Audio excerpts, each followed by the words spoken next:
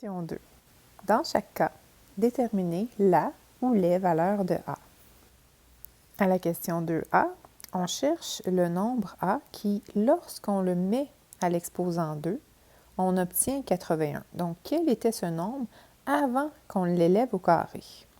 Pour trouver la réponse, on doit extraire la racine carrée parce que c'est l'opération inverse à l'exposant 2.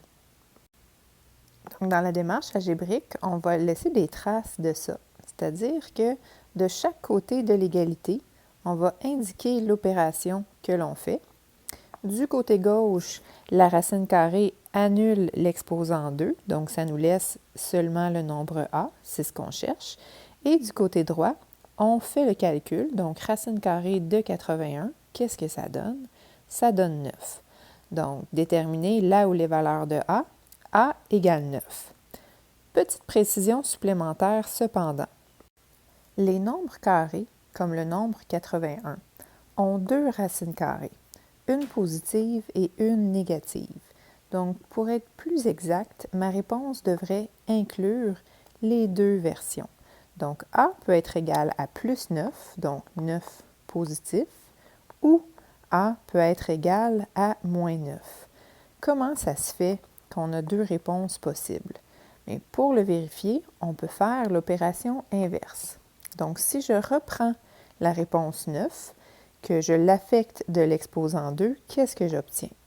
9 fois 9, j'obtiens 81. C'est cohérent, hein? C'est bien ce à quoi je m'attendais ici.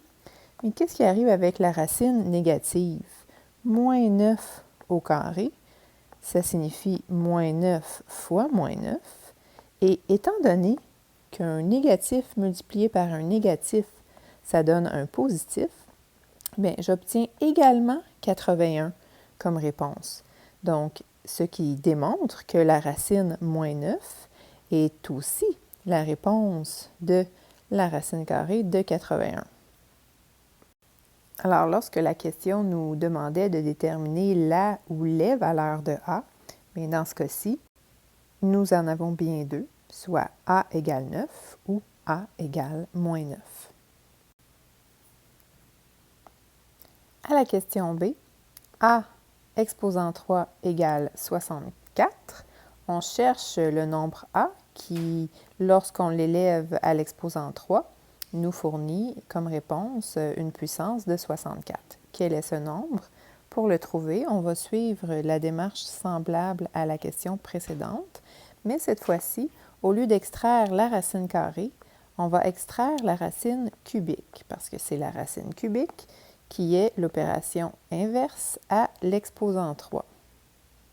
Pour les racines cubiques, on n'a pas besoin de faire le petit truc du plus ou moins comme on l'avait fait avec la racine carrée.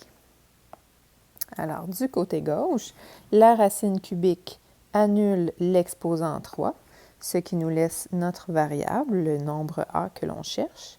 Et du côté droit, on fait le calcul à l'aide de la calculatrice, racine cubique de 64, et on obtient 4. Dernier exemple, à la question C, racine carrée de A est égale à 13. Quel est ce nombre? Bien, cette fois-ci, on doit faire le contraire de la racine carrée. Donc, quelle est l'opération contraire à la racine carrée? C'est l'exposant 2. Alors, de chaque côté, je vais affecter l'expression de l'exposant 2 et calculer ce que ça donne. Alors, du côté gauche, l'exposant 2 annule la racine, ce qui nous laisse le nombre A que l'on cherche.